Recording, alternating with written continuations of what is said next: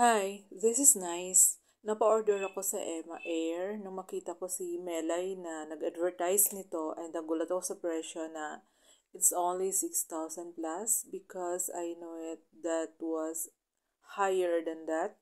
So, nagkaroon daw ng 40% drop sa prices. That was October 3 at merong nakalagay na countdown nung sinundan ko yung link. Kaya napa-order din talaga ako agad-agad. I didn't know na hanggang ngayon pala may pa-countdown pa rin, sale pa din. So yun, nagmamadali ako. And then when I ordered that, during that time, may nakalagay po na pre-order basis po siya. So tanggap ko naman na talagang matagal. So October 3 yun, ang sabi doon, starting November 22 daw yung possible na pagtugon sa mga deliveries nila na commitment.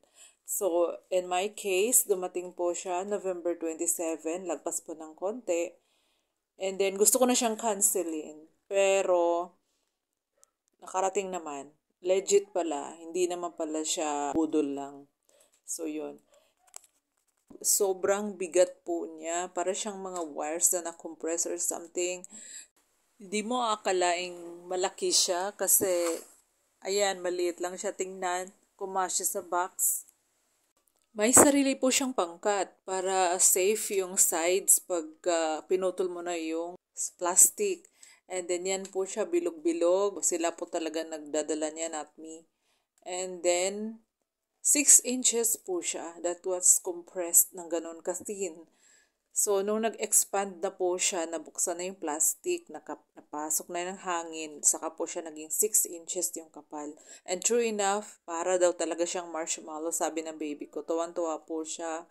Ang lambot-lambot. Ima-air pa lang yan ha. Paano na lang kung yung mas makapal pa, 'di ba? Grabe, ang sarap-sarap na talaga nun.